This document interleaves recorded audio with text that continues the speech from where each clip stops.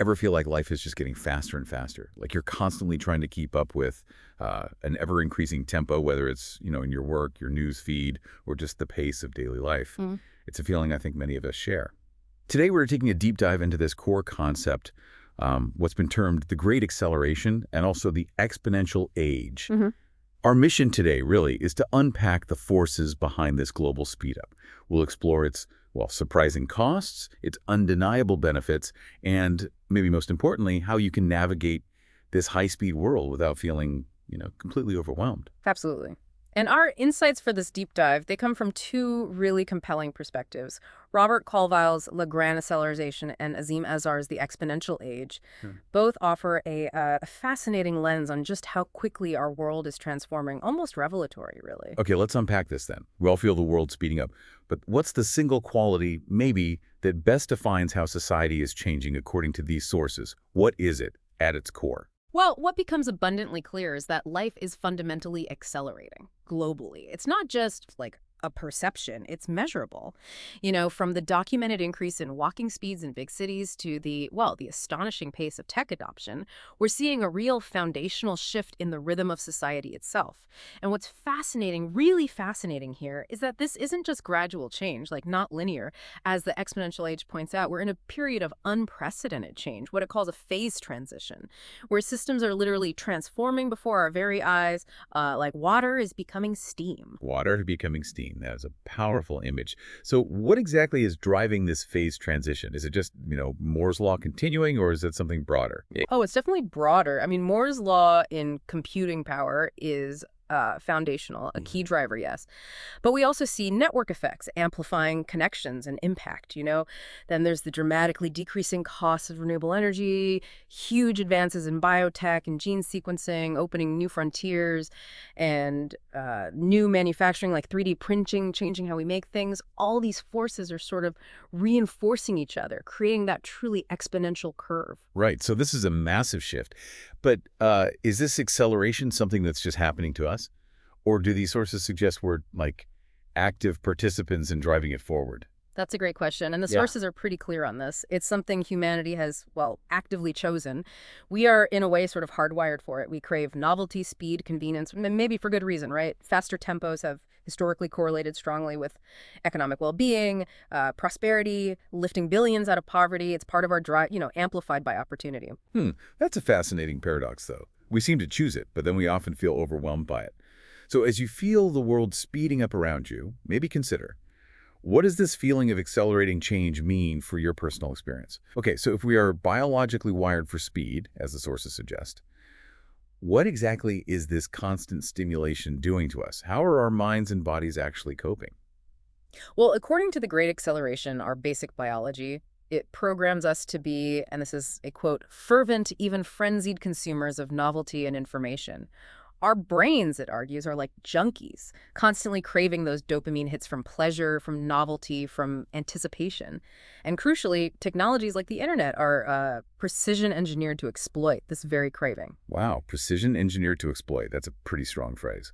So if our brains are really junkies hooked on this constant stimulation, what are the actual consequences, for our minds, our bodies in the long run? Yeah, connecting this to the bigger picture.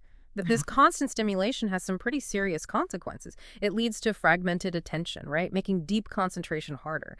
And ironically, it promotes multitasking, which research consistently shows actually reduces productivity. The core issue seems to be this mismatch. Our Paleolithic stress system designed for short bursts of danger is constantly triggered by modern stimuli.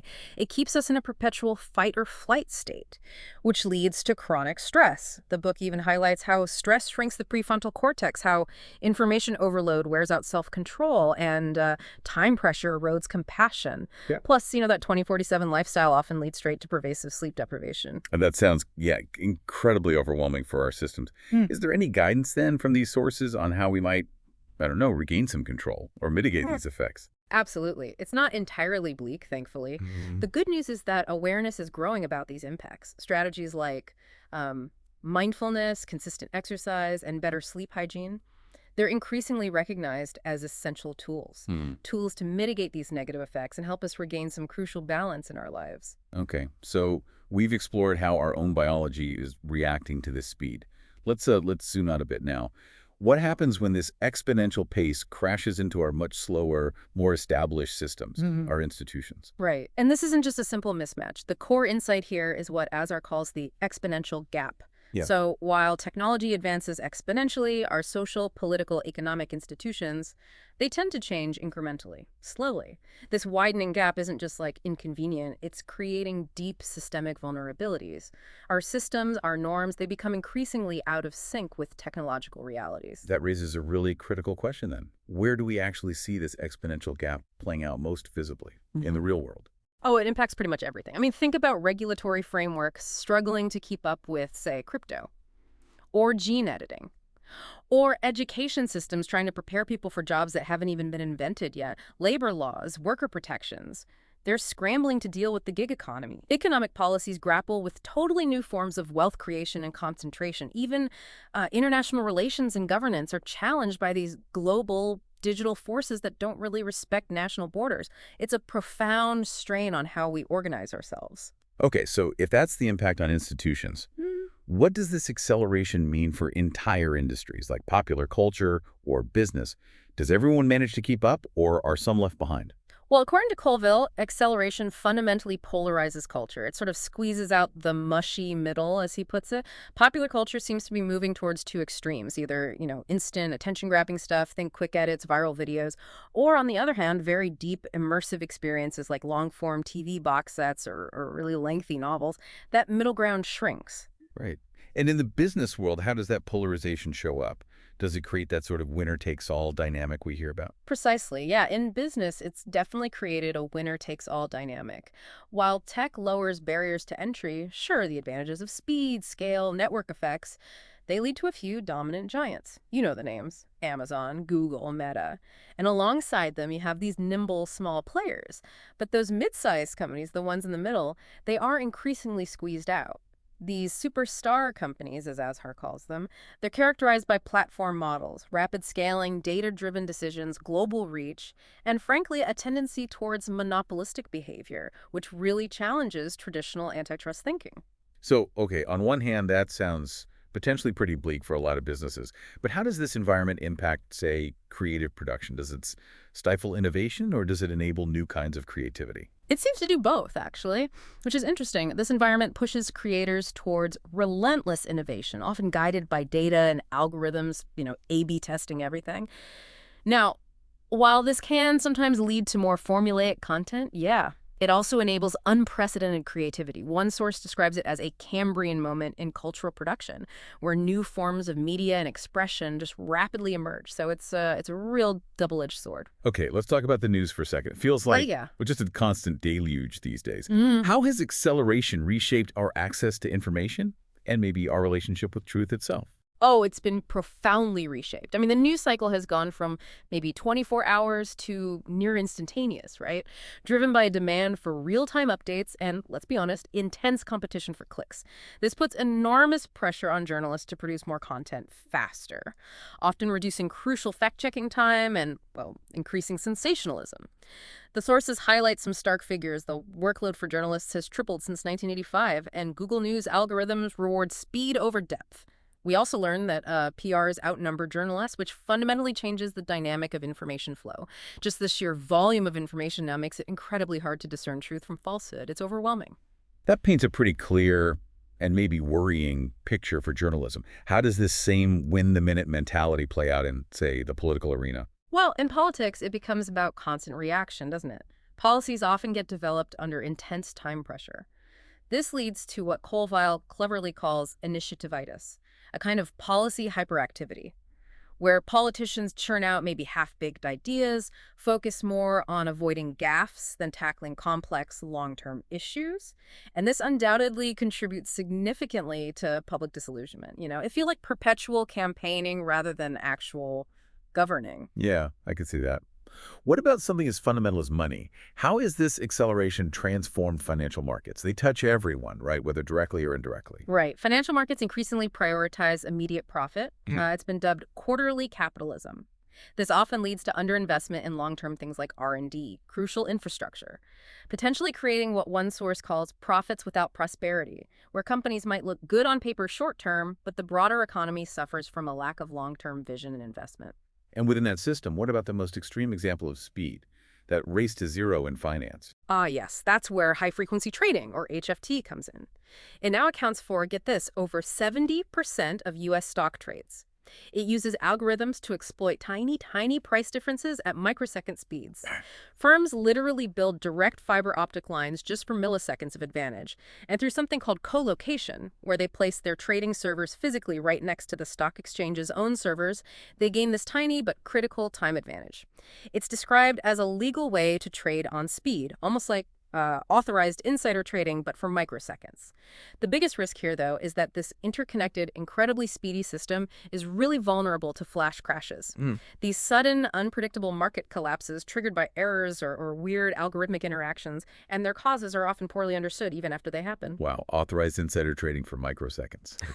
That's quite something to process. Okay, moving from the abstract world of finance, how does this drive for speed affect the physical things we consume?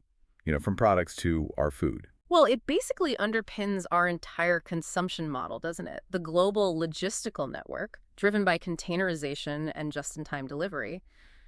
It's truly a marvel of efficiency. It really is. It's what brings us everything from our morning coffee beans to our electronics, often with astonishing speed.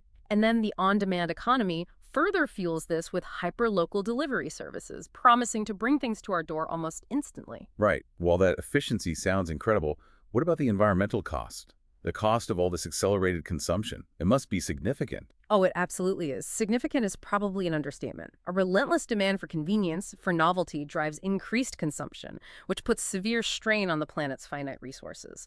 This leads directly to things like the depletion of vital soil nutrients, water aquifers drying up, significant loss of biodiversity, pollution from factory farming, overfishing of our oceans, and of course, massively increased carbon emissions. It's a direct consequence, really, of our demand for speed and instant gratification. That paints a pretty grim picture. Yet the technology itself, as you mentioned earlier, also offers solutions, right? Is there any glimmer of hope in this, or are we just sort of accelerating towards a cliff? That's the critical duality, isn't it, that these sources really highlight. Despite these immense problems, technology and innovation do offer powerful potential solutions. Advances in agriculture, like GM crops, vertical farming, precision farming, they could help. Alongside developments in energy renewables, maybe even the distant promise of fusion, greater efficiency, and breakthroughs in material science. These could help mitigate environmental challenges. They could potentially allow us to feed a larger, richer global population more sustainably. It's kind of a race, really, a race between the problems and the solutions. That's a fascinating thought. The very thing causing some problems might also hold the key to its savior. But beyond these societal economic shifts, there's another acceleration looming, isn't there? One that could fundamentally redefine humanity itself. What's the ultimate acceleration these sources are pointing towards? Yeah, the ultimate acceleration is in computing power itself, which is poised to fundamentally transform fields like biology and material science. This means enabling everything from precise genetic editing, with technologies like CRISPR, to synthetic biology, advanced nanotechnologies. This raises immense prospects and questions about human enhancement, even the creation of artificial life. It's a frontier that could literally rewrite what it means to be human. That's truly mind-boggling. And what are the societal implications of such rapid advancements, particularly for how we structure work, the economy? Well, this also brings huge challenges, of course, to how we structure society and work, what's called capital bias technological change. It basically means computers and robots can perform tasks faster and cheaper than humans. This could potentially displace jobs across many, many industries and really exacerbate inequality, highlighting the risk of a two-tier society between those who can harness new tech and those left behind. And then there's the AI frontier. The development of artificial intelligence, particularly self-improving AI, what some call the last invention, presents the very real possibility of intelligence accelerating way beyond human comprehension. And the risks associated with that kind of unchecked acceleration. What does the Great Acceleration warn about specifically? The Great Acceleration offers a really stark warning. It says, before the prospect of an intelligence explosion, we humans are like small children playing with a bomb.